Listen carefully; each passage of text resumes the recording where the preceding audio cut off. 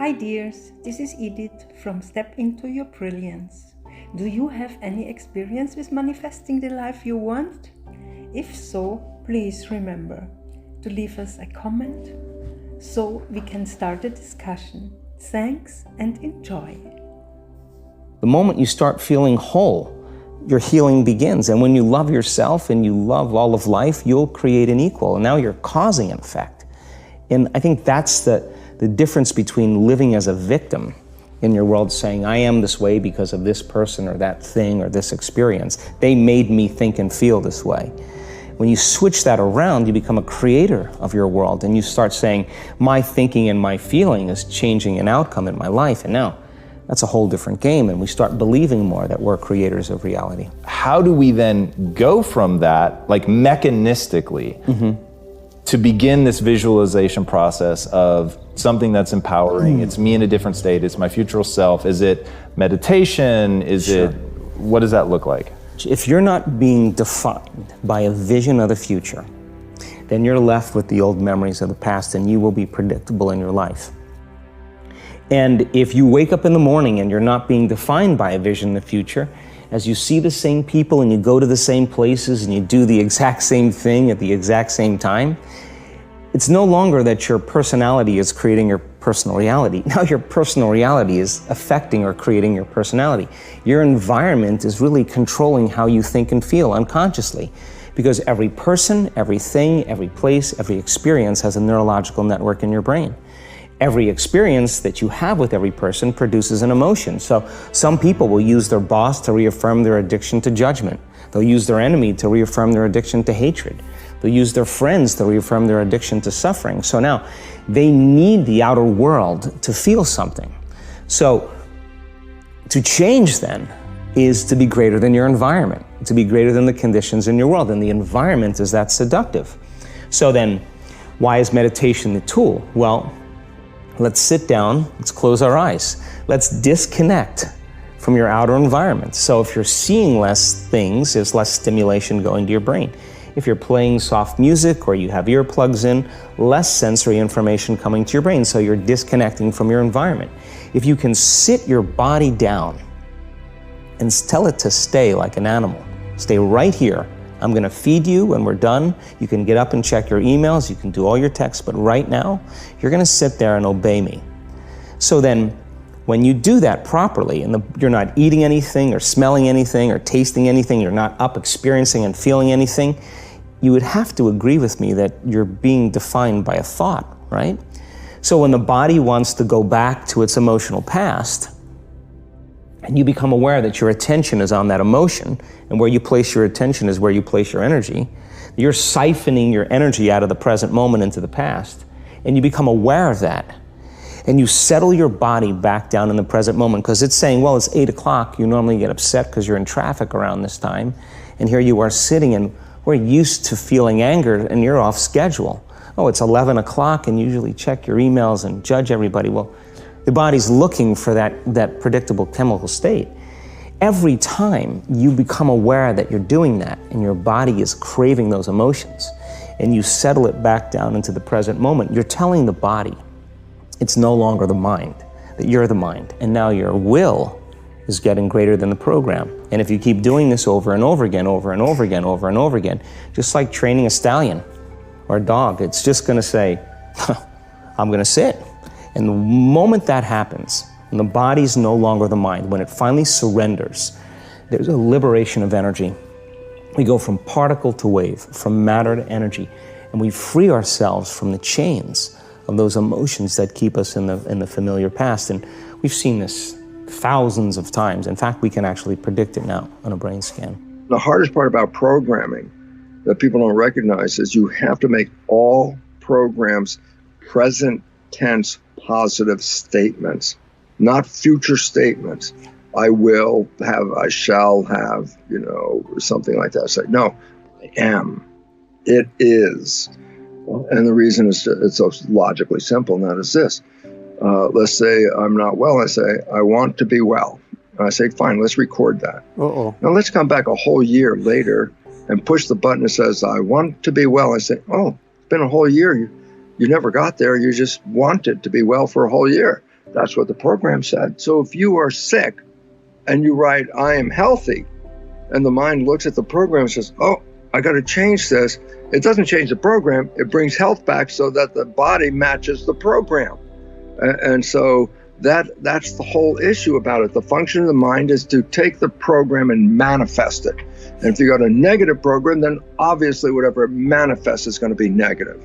When we stop expecting things to be the way that we think they should be, when we stop forcing outcomes, and when we start allowing what is of the highest good to be our only agenda, our only intention, that's when the universe truly has our back.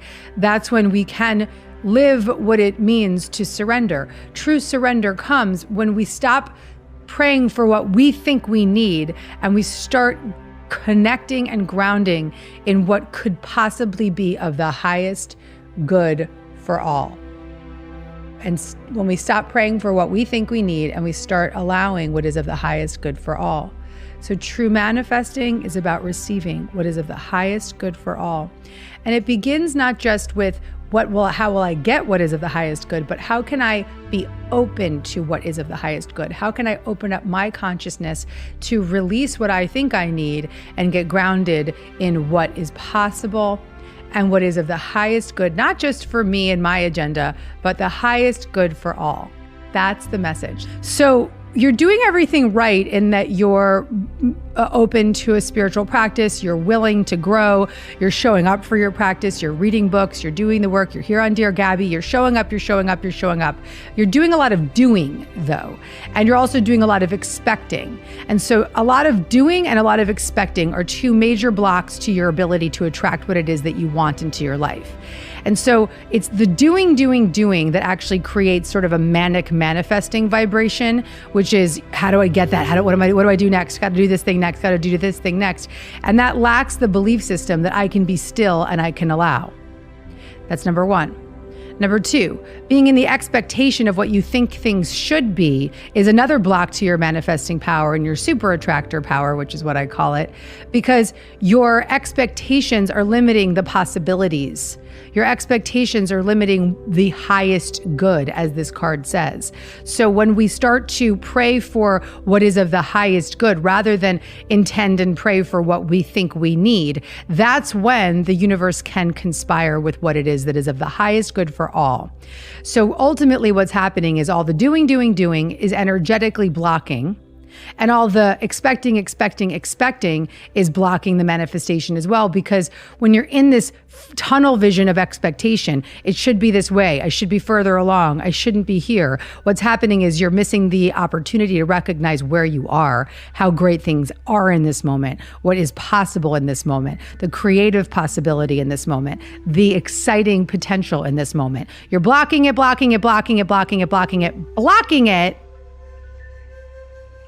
I want you to sit on your ass.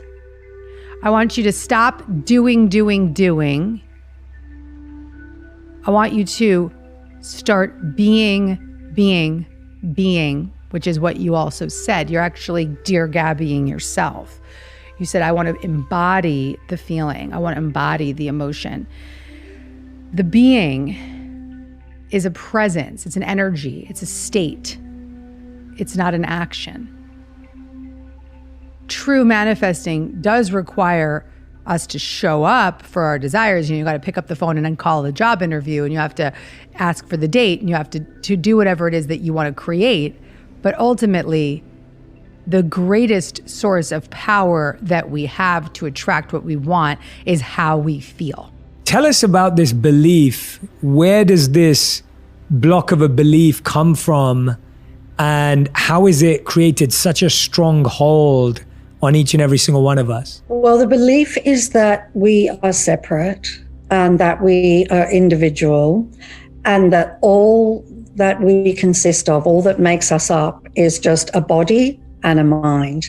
And I think the majority of people would consider that they're a body and a mind, and the name that they've been given and the story of their life, and I was born here and parents did this and I do this for a living, and siblings, and the story that we then we identify with and carry around with us. And those stories, it doesn't matter what the story is, it doesn't matter how fabulous your life has been, it does not compare to who we really are. And so we have this belief that we are limited, basically, in a nutshell, that we're a limited individual, that we're born and that we die. And that's kind of it. And the truth is we are so much more than that.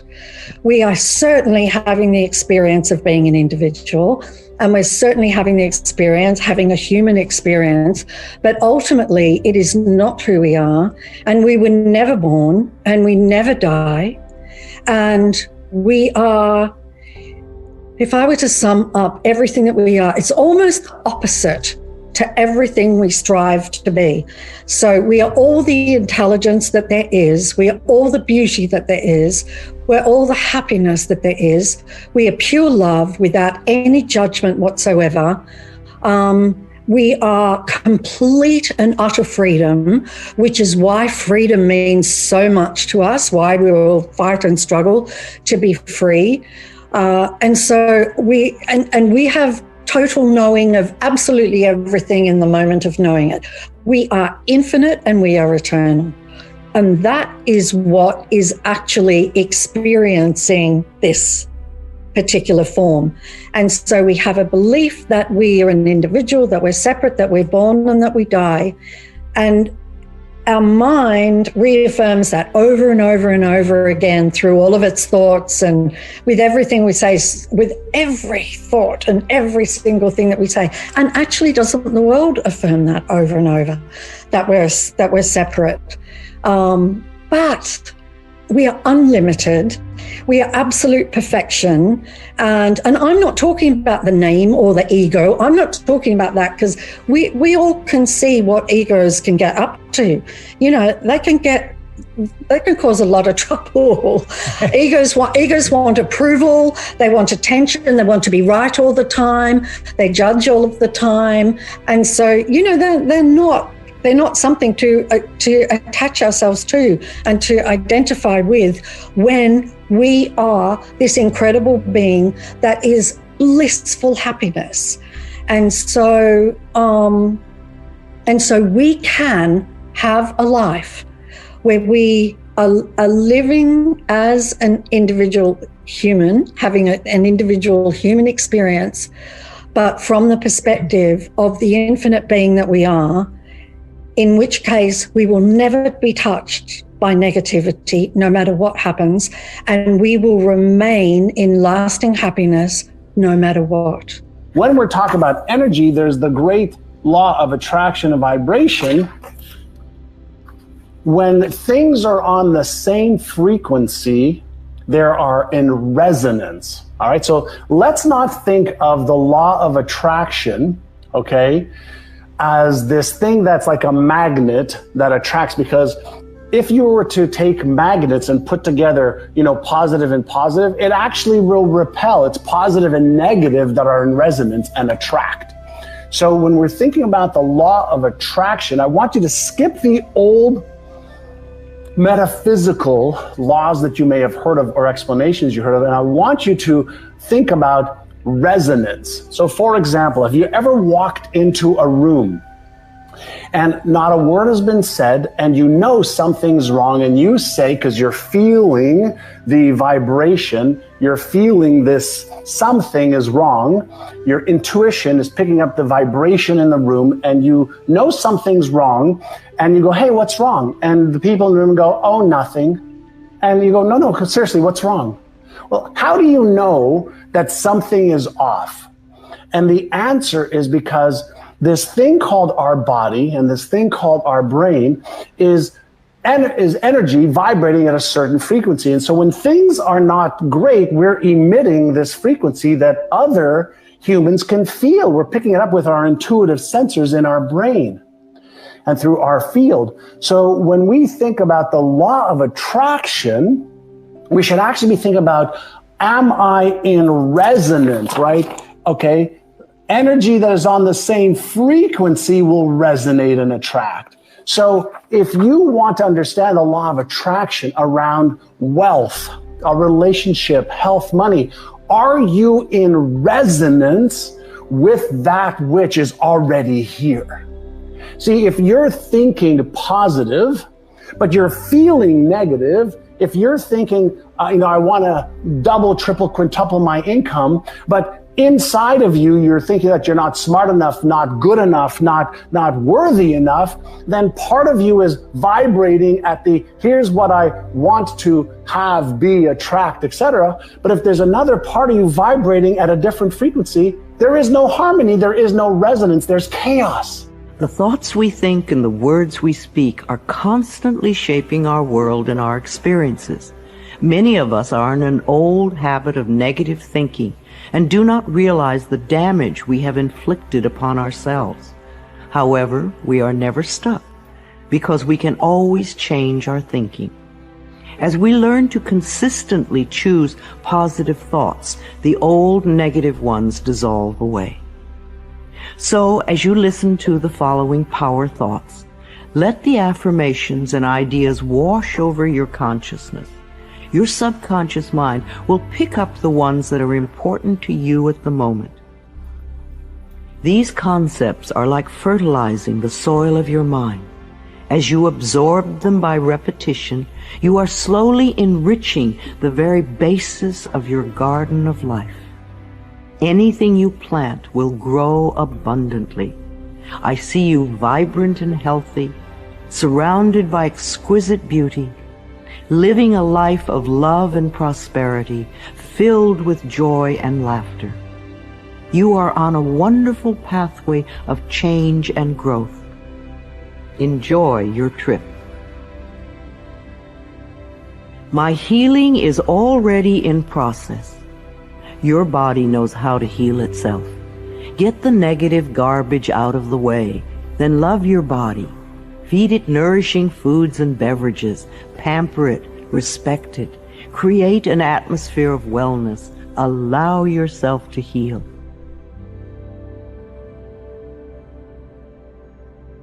Think of this for a moment. Do you know that every living soul gets exactly the same amount of time? Exactly the same amount of time. Figure it out. You get all there is.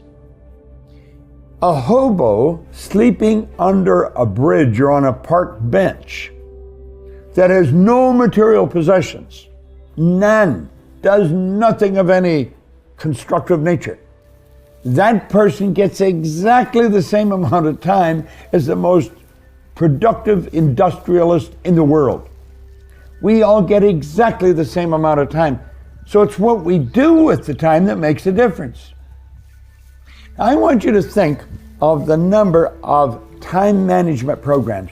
Almost everyone under the sun has time management programs. In fact, I made one time, spent a lot of money on it. And then I found out it was a dumb waste of time and money. Do you know why? Time can't be managed. I was having breakfast with Earl Nightingale one morning, and it was downtown Chicago, and I was going with him on a speaking engagement, and it was early in the morning. He said, "You want to meet for breakfast?" Whenever Earl Nightingale said, "You want to meet me?" I was there, and I always had some well-prepared questions. And I remember asking him, I said, "Earl, how did you learn how to master time management?" You know, we're having breakfast. I can still hear his fork hit the plate. He said, "What the hell are you talking about?" He said, "I've never mastered time management. Nobody masters time management." He said, "Time can't be managed." He said, "I merely manage activity." And he took a little card out of his pocket. And he said, "Every night before I go to bed, I write down 6 most important things I have to do tomorrow. These are goal-achieving activities. And when I wake up, that's what I start working on. And if I don't get them all done, I'll add them to tomorrow's list." He said, "You should have about 6. Now, if I have 3 that I didn't get done today, that doesn't mean I have 9 for tomorrow, like 6 plus these 3. Those 3 become part of the 6 you have to do the next day." When you wake up, you give all your conscious attention to do those things. See, you cannot manage time, but you can manage activity. You can manage your activities. Make certain that what you're doing really makes a difference. Make certain that you're spending your time on activities that are productive, that are taking you in the direction of your goal. There is a reason many of the great women and men of the world, the great history makers, the great poets, the great philosophers, the great movement makers rose before the sun. There is a magic in the air at 5 a.m. And that's why the 5 a.m. Club is so transformational, because it's the time of greatest quietude. And I believe tranquility is the new luxury on our planet. It is a time of intimate creativity, because you've just been rested. Your brain is fresh. There's very recent cutting edge science coming out now. When you sleep, your brain actually has a mechanism to wash itself. When you wake up in the morning, your willpower is strongest. When you wake up in the morning, you've got a full well of mental focus. And we know that focus in our world is even more valuable than intelligence. And I could go on the benefits. I mean, you get up at 5 a.m., you've got the world to yourself. There's no crowds. You can think, you can plan, you can care for yourself in a world where so many people are so depleted. And so the 5 a.m. Club really is a game changer. And then it's not just get up at 5 a.m. and, scratch your stomach or stare up at the ceiling. Or look at your phone. Or look at, especially not, I believe you can play with your phone or change the world. You don't get to do both. Yeah. And so the 5 a.m. Club method is based on the 20-20-20 formula. I'm happy to get into it, but that is tell us what it is. That's the revolutionizer. And it started from my experience with working with many billionaires. I've coached many of the most successful financiers and titans of industry for over 2 decades.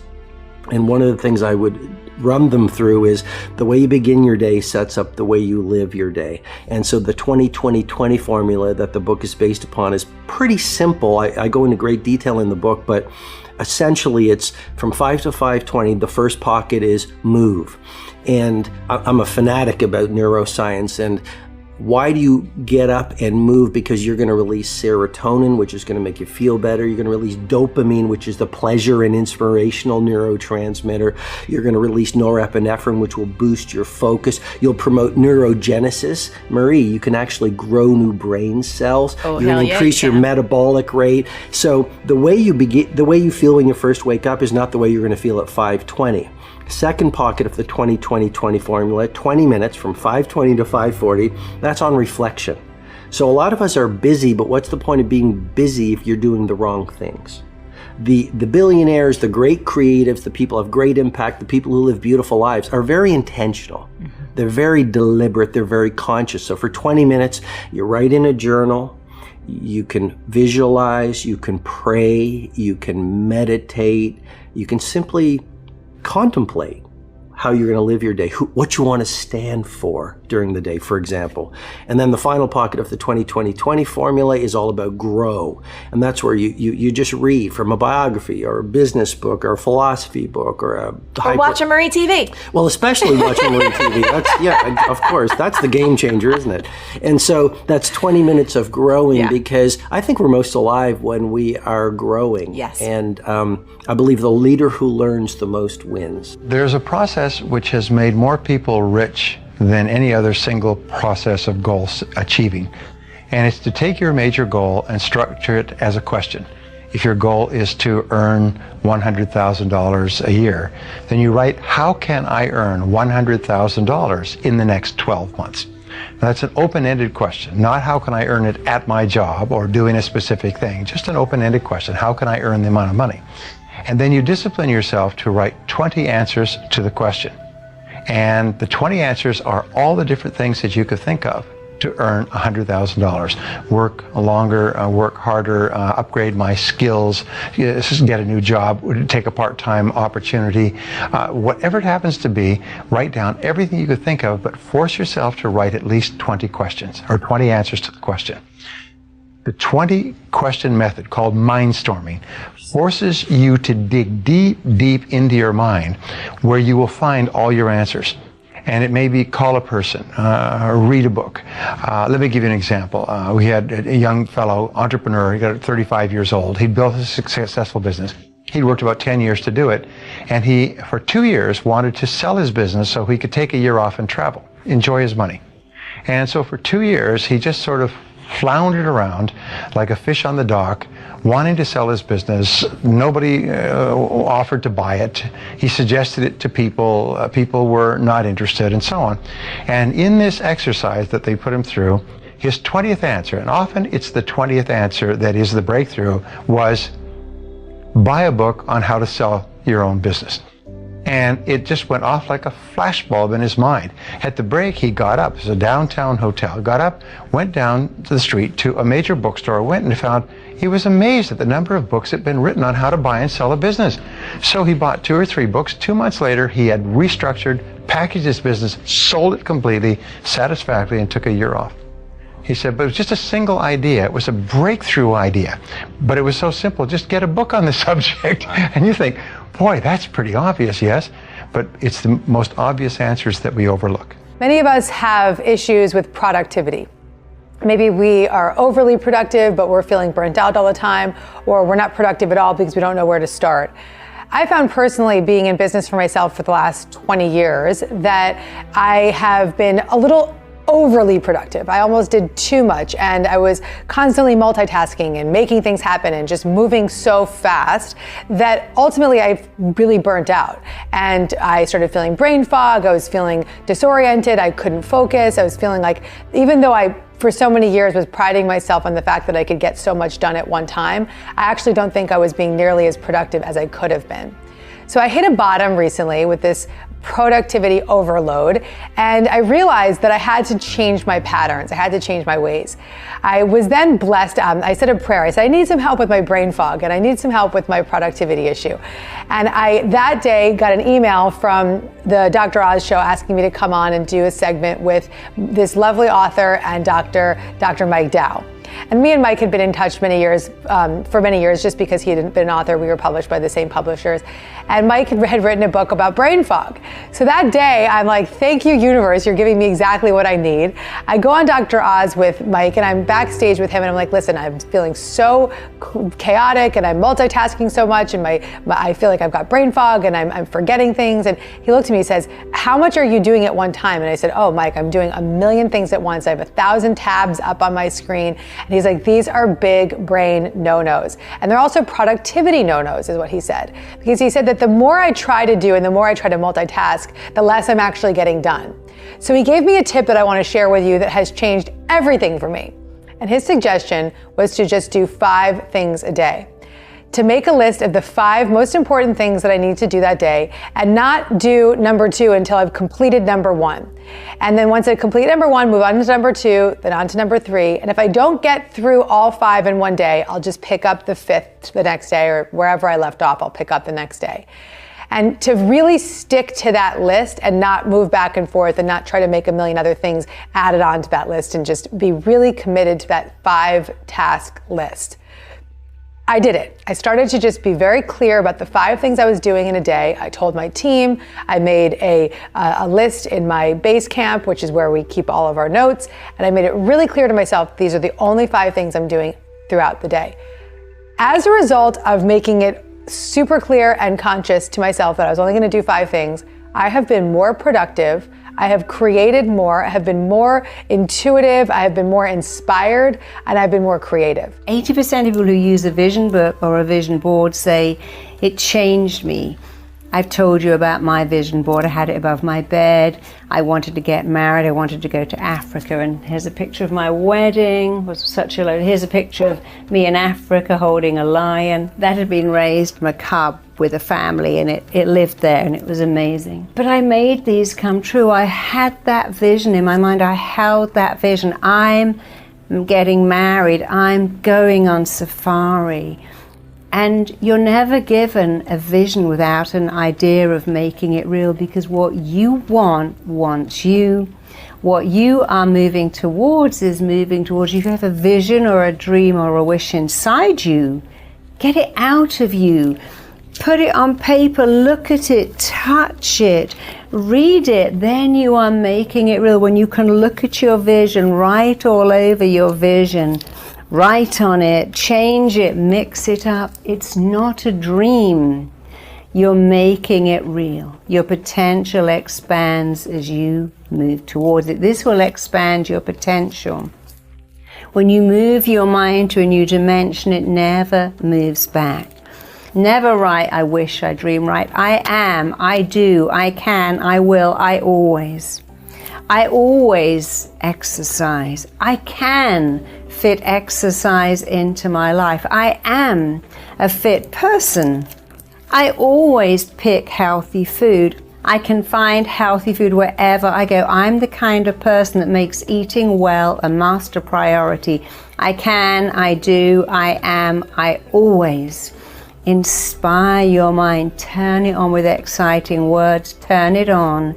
The other thing about this vision book is it makes you accountable. As you look every day at the pictures of someone doing yoga or eating fruit, you think, well, I better stop looking at that and start doing it. Every day as you look at pictures of somebody working from home, socializing, looking after their body, horse riding, hiking, making salads, as you look at it enough, you become inspired to take action. It motivates you, it inspires you, it fills up your mind with what you want, and it fills you up with a desire, a passion. It motivates you, conditions you, programs you, compels you to go after what you want. It holds you accountable, and it's so easy. So don't make it perfect.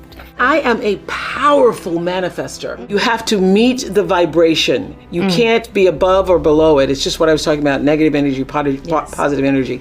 In order to draw the thing to you that you want to come, you can't want it so much that you fear that you won't get it. You have to want it. So in order for me to be on your vision board, you must have put it there and then you let it go. Yes. And then you weren't thinking about it every day. Because it doesn't come to you that way. You have to do it, and then you have to put it, and then you have to meet that vibration. You have to prepare yourself to be there and ready. Caught in thinking negatively about the world and about yourself. This is so important. What would change inside of you if you looked around and you wrote down 5 things that you're grateful for about the world? Now, this, for me, is part of the secret to the law of attraction. It's the foundation is gratitude. It's your way of being must be grateful in order to attract new things. There's so many things in my life that I should not have attracted because I didn't have the skills, because I didn't have the tools, because I didn't have the education, because I didn't have the money, because I didn't have the resources. So many things that I shouldn't have attracted, but because I had the foundation of gratitude, passion, joy, curiosity, those things started to come to me, and they can come to you as well if you come from that place of gratitude as your foundation. So you want to think about, what are these things that are important to me in my life? You know, it can be simple things. It could be like this cup of coffee that I have right now. It can be that I have a roof over my head, that I've got quality friends, that I'm healthy, you know, that I'm walking in nature today. It doesn't have to be some grandiose thing that's happened to you to be grateful for. I'm so grateful for these little present moments with people that I care about, to spend an hour on the beach, to go for a walk with a friend, to have a good conversation with someone and talk about something that I'm going through. For me, that's just as meaningful. The moments in between the big moments are just as meaningful. So write down these things or think about these things. This is something I embed in my daily life. When I wake up, I think about what I'm grateful for. When I go to sleep, I think about and reflect on the things I'm grateful for from that day. And it's just my way of being for as much as I can. Now, I'm not perfect. I make mistakes, and there's sometimes I'm negative, but it's something that I try to really focus on as much as possible. So instead of saying that you're not enough, that you don't deserve success, what if you looked in the mirror on a daily basis? I dare you to look in the mirror on a daily basis and say, I am enough, and I do deserve the results that I want to create in my life because I show up, because I'm consistent, because I work hard, because I care about my work. If you looked in the mirror and you did this consistently for 30 days and you actually used the word action in attraction and you put it into practice on a daily basis towards that growth, I'd be amazed to see what you attract and what you manifest in your life. There's a primary law called the law of vibration. The law of vibration decrees that everything in this universe moves, nothing rests. The body in a coffin is moving. You're probably thinking this guy's smoking something. Look, if the body in a coffin wasn't moving, how would it ever change to dust? It's always moving. It's always vibrating. Everything vibrates. We live in an ocean of motion. Take a microscope and look at a solid wall. It's not solid. It only appears to be solid. A perception problem there. You'll see the wall moving right in front of your eyes. There's a particle of energy and they're dancing right before your eyes. That's the law of vibration. The law of vibration decrees everything moves, nothing rests. We literally live in an ocean of motion. Now, this physical instrument we're living in, we call our body, is a molecular structure, and it's in a very high speed of vibration. Our brain is an electronic switching station. When we activate brain cells, we alter the vibration in different parts of the body. I could not move my hand up and down or my arm up and down without first giving a message to my brain to do that. Well, the brain activates cells in the body. It sets up a vibration in the body. The vibration that the mind and body are in is going to dictate what you attract. Because when you put yourself in a vibration, what you're really doing is put yourself on a specific frequency. That's what you do when you set a goal. Most people set a goal and then wait for it to happen. It's never going to happen. You've got to assume that it's already happened. You've got a picture of it in your mind. Mentally, it's already happened. It's happened because I've got the idea in my conscious mind. If I didn't have the idea in my conscious mind, I couldn't talk to you about it. The very fact I can talk to you about it means that I've already got it. Then I've got to get emotionally involved in it.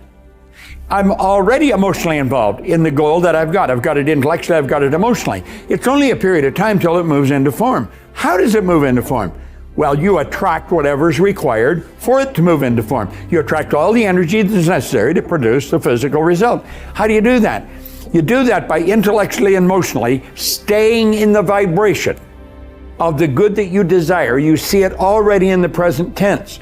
So that keeps you on the frequency, and that frequency then dictates what you're going to attract. You can only attract to you what's in harmonious vibration with you. Now, if you're holding an image that you can't get something, you're on a vibration, you're not going to get it. But if you can see yourself with it, you know it's coming to you. You know it. You know it's only a period of time. You're not quite sure what the time is, but you know it's a period of time, and bang, that thing's going to manifest in your life. You have controlled the vibration that you're in. The vibration then, called the frequency, you put yourself on the frequency that you desire is on. Let's suppose I want to have a lot of money. We were just talking about money. Now this is a lot of money relative to, let's say, this. There's 100, here's 10 or 100. So one's a lot relative to the other. Neither one is a lot, it just is. If I want to attract a lot of money, I got to see myself with a lot of money. I got to mentally accept I've already got it. I don't let my bank account dictate that. I choose that. So I'm choosing myself to see myself with the good I already desire. I'm on that frequency. Now the trick is to stay on that frequency. Most people look at the results and they let the results dictate the frequency they're on. That's why they keep getting the same results. They have the image in their mind, they're already reached the goal they want, they're already successful, and somebody else comes along and says, well, you haven't got those results. In my mind, I have, but they're not looking in my mind, they're looking at my present results. And then pretty soon I start listening to them, I think, God, they're right. I look at my results, I haven't got it. Do you see why we keep getting this poor results? You've got to see yourself with the good you desire. You've got to hold that image in your mind. You've got to know it's going to come, and that will attract everything that's necessary. See, nothing is created or destroyed. Everything's already here. If not in one frequency, certainly in another, or not in one state, certainly in another. We've got to get on the frequency of the good that we desire. When you notice that you're in that story and that trauma of your, negativity, fear, or judgment attack that's making you feel bad, notice it. Notice the thought right away. And then you say, how is this thought making me feel? That's step one. Notice the thought and how is it making me feel? And the second step is to forgive yourself for having the thought. Not beating yourself up. I used to do this all my life. Why am I having such an idiot? Why am I so stupid? Why can't I figure this out? What is wrong with me? That was my pattern for years. I know. So how do we get out of that? Forgive yourself for having the thought. Forgive the thought. If you can't forgive yourself for having the thought, because that just feels too heavy for you, just forgive the thought. Like, okay, that's that thought again. That's from my childhood trauma. That's from my, my fear of this. That's from whatever. There it is again. And then the third step is to start to proactively choose again. And this is where we begin to reach for the next best feeling thought. We reach for, this is very influenced by Abraham Hicks, which is mentioned 23 times in that book. What was it called? Like the Purge of Appreciation or something they, of like... They do the Rampage of Appreciation. Rampage of Appreciation, yeah.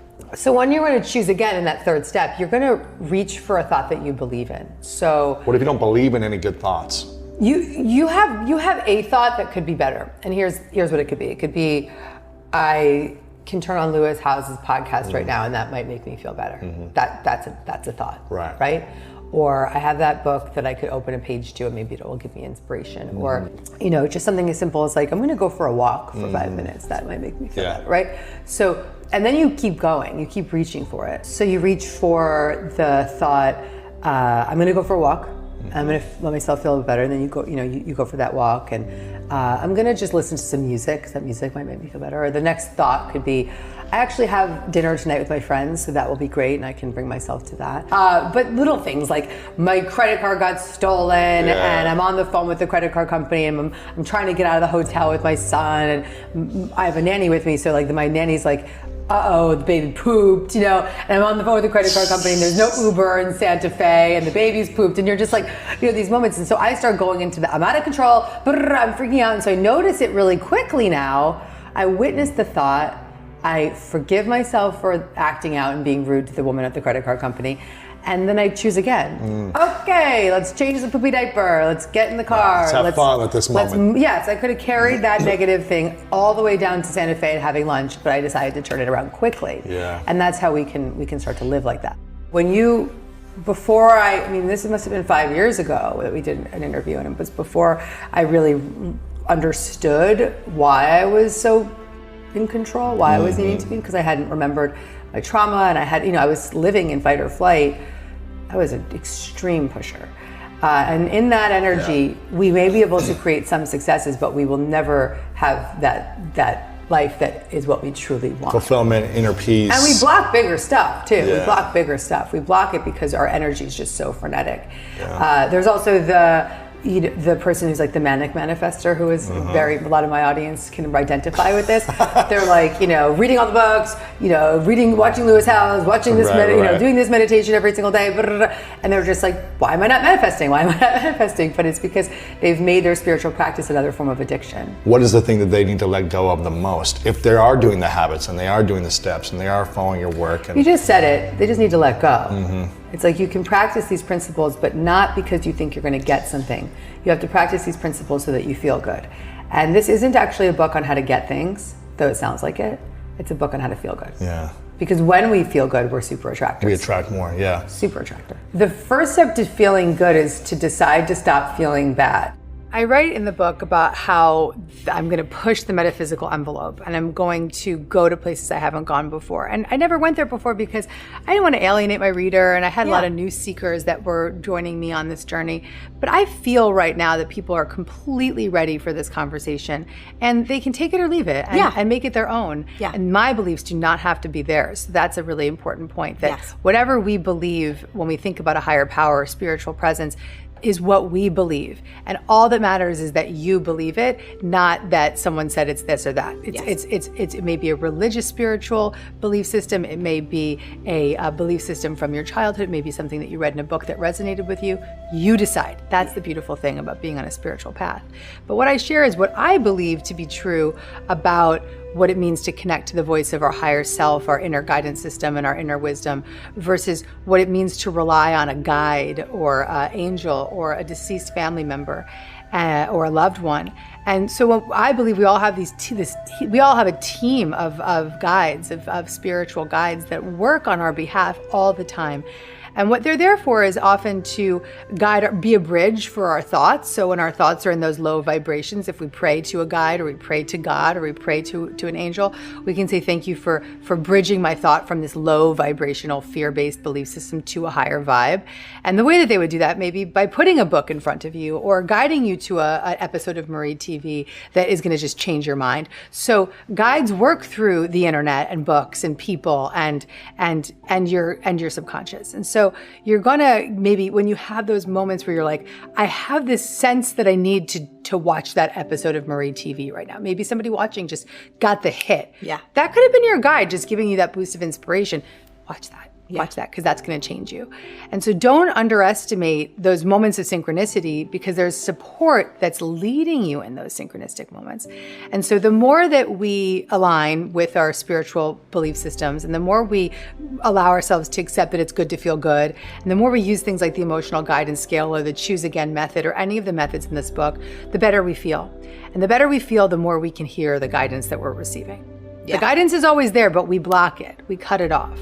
And so we can open up to that guidance. I've been really working on getting honest and telling the truth and being forthcoming about how I'm feeling. I know this is something that can be very squirrely for people. You can get really hung up about actually saying how you feel and telling the truth. But when we don't tell the truth, we actually stifle our energy, we create toxic relationships, we carry resentments, and it builds up and builds up and builds up. So I've gotten into the practice of just radically telling the truth wherever I am, however I need to be authentic and truthful about what I'm feeling. But I have a few steps that I think are important that you need to take before you actually give that truth over. Because if you share your truth without cleaning up your side of the street, it'll feel like an attack. It'll feel like judgment. So the process of telling the truth is quite simple. First, take a look at your side of the street. Look at what's up for you. If you feel called to get honest with somebody, what is it within you that's feeling triggered? What is it that's feeling activated? And do whatever you need to do to clear that, whether it be forgiving yourself, forgiving the other person, saying prayers for that other person, sending loving energy to that other person, and clean up the energy before you bring over the truth. Because you don't want to show up with this nasty attitude, because your truth won't be heard. You need to bring your truth with a lot of light so that they can see their light reflected back to them. So the process is really simple. Look at your side of the street before you show up and tell the truth, and then be prepared to get honest from a place of love. If you can tell the truth from a place of love, then you will be heard. And that's when you feel healed, and that's when a healing can be offered up to the relationship. But as long as you're telling the truth from a place of negativity or judgment, it will not be heard and it won't work. I learned this the hard way, unfortunately, but the experience has given me this great opportunity to learn how to tell the truth with grace and power. The benefit of telling the truth is that you start to feel like you're taking care of yourself. You start to feel like you're owning your voice, you're owning your needs, you're protecting yourself when you need to protect yourself, and you're sticking up for what your values are, no matter what. And you're also just really getting clear about what your boundaries may be within certain relationships.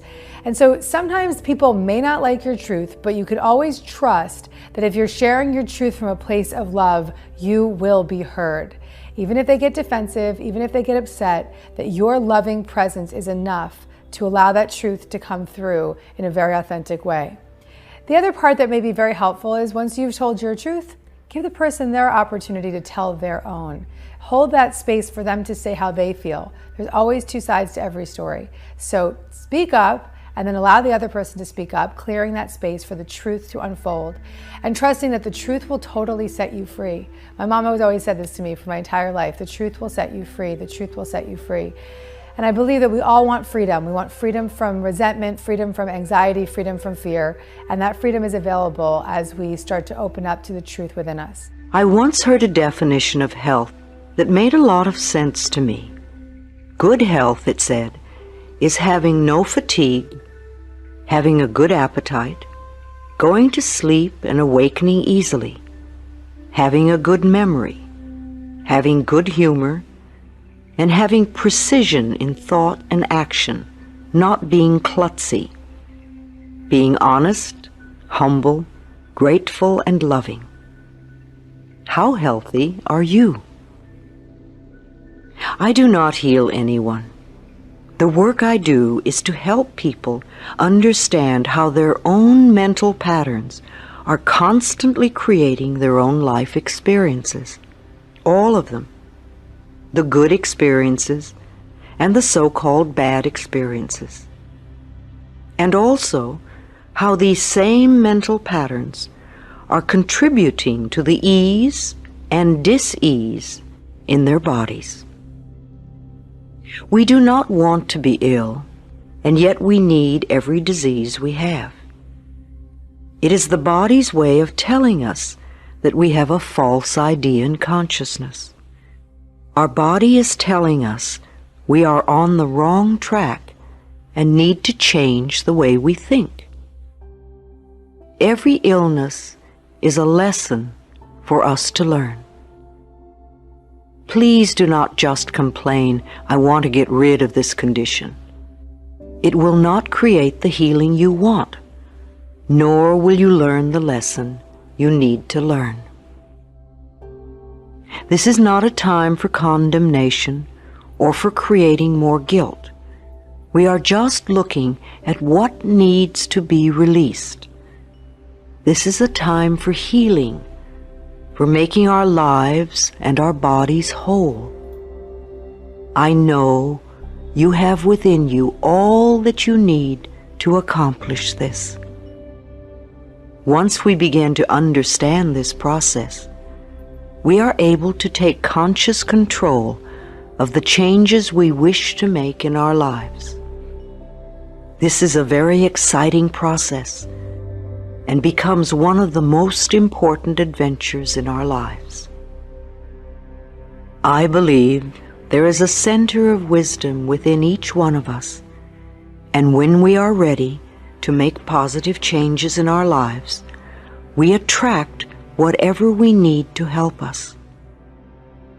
Something inside of you has shifted, and the healing process has already begun. You might even say that to yourself now.